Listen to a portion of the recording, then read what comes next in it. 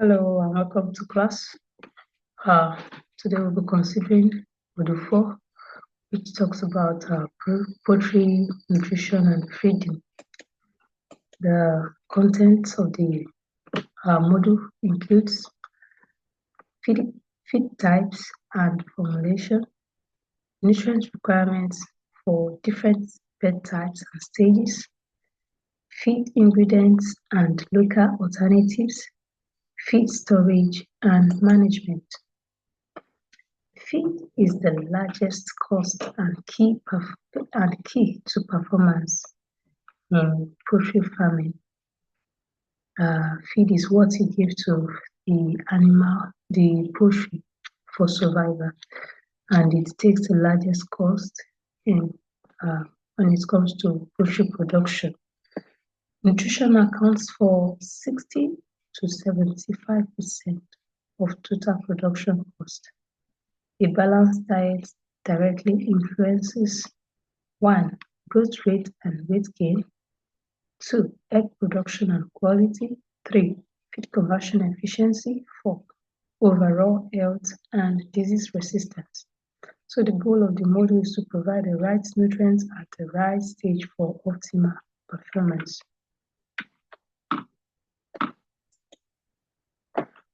Poultry feed types and growth stage. We have the starter feed. This is 0 to 4/8 weeks.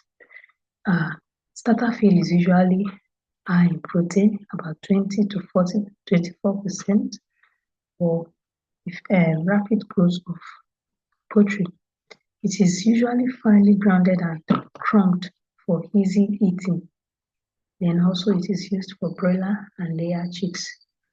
Grower feed, however, is a feed for 5 weeks birth to 18 weeks birth, and that's for layers. For broilers, it is 4 to 6 weeks, and the content of protein is about 16 to 18% for steady growth. Grower feed prevents excessive fat buildup.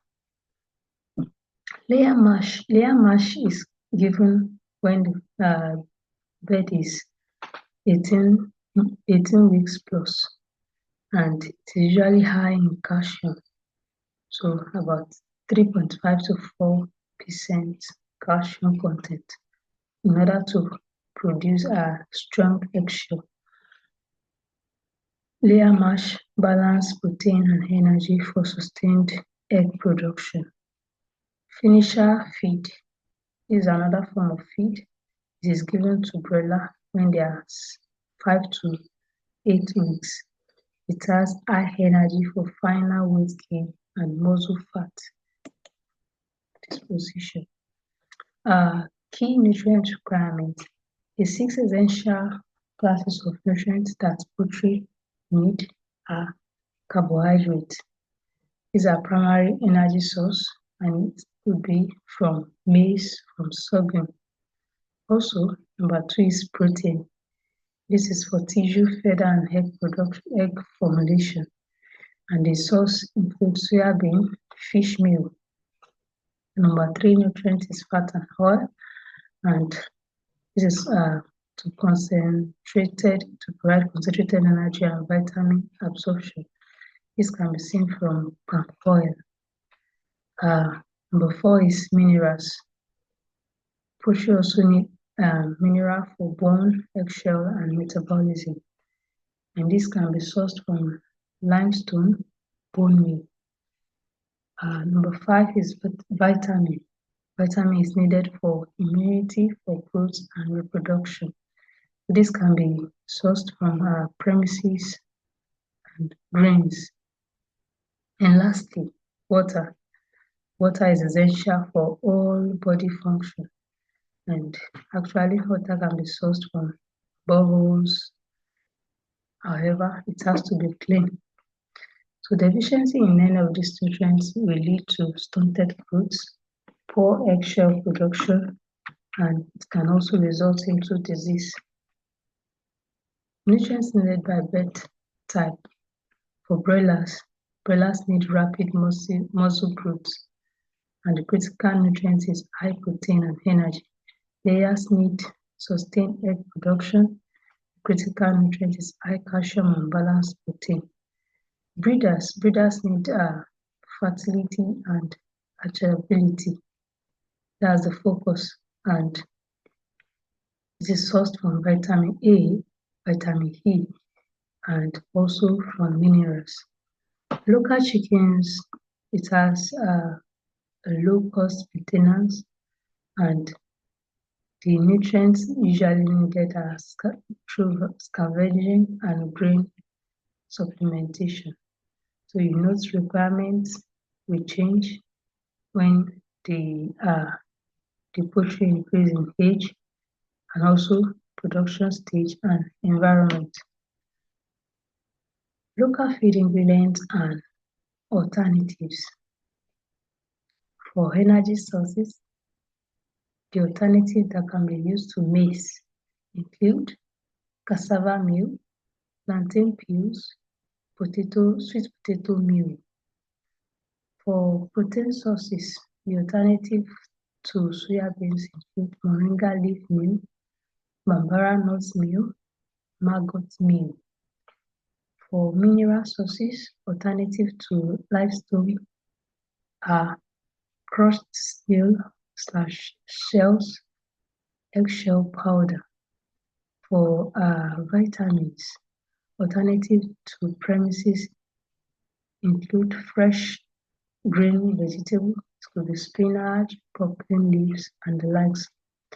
So the benefit of all these alternatives is to reduce cost, and also provide sustainability, and also utilization of local resources. What are the guidelines for using local ingredients? Number one is that you need to process properly. So there are some that need to be dried, some need to be boiled, or fermented to remove anti-nutritional factor. For instance, the cyanide in cassava. Also, you need to use in moderation. Do not rely on single substitute entirely. You need to formulate balanced mixture. Another factor or another guideline is monitor performance. Watch the bird growth and health, and adjust the formulation when needed and as needed. And lastly, ensure quality. Source fresh, uncontaminated ingredients and store them properly. Now move to feed storage and management. The goal of storage is to preserve nutritional value and prevent spoilage. Key threats to storage include moisture, and this causes more than deadly aflatoxin into the feed. Another threat is pests. Rats and insects consume and contaminate animal feed or poultry feed. And also another threat is heat and sunlight. They usually degrade the vitamin and the fat content of the feed. So the best practice to engage in feed storage are a cool and dry and well-ventilated environment. And for pest control, there's need for concrete floor, there's need for wire mesh, and no cracks in order to prevent pests. And also you can use traps to catch external pests. Now, the storage method, you have to use can use wooden pallets to keep bags 15 to 20 centimeters off the floor, and this helps to reduce maybe damping and water or any other form of spoilage. And also keep stacks 30 centimeters away from walls, so it will prevent direct heat impact. Also, there's need for inventory management. There's the first in, first out rule. So you use the older stock first before you use the newer stock. So also you need to label bags with type and with date.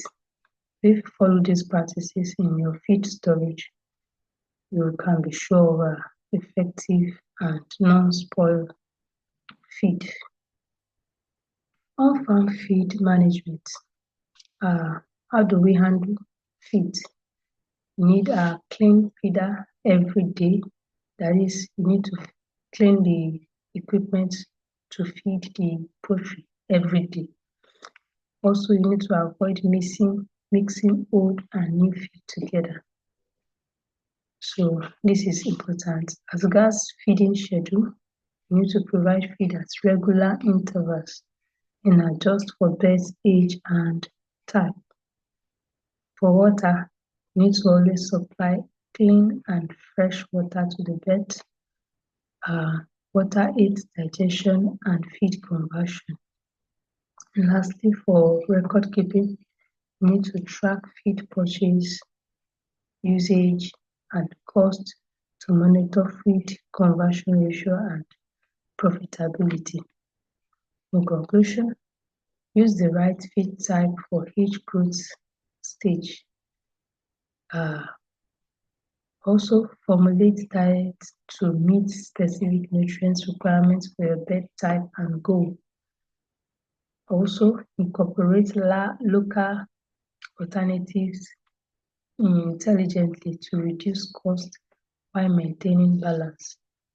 Implement strict storage and management practices to protect feed quality and your investment.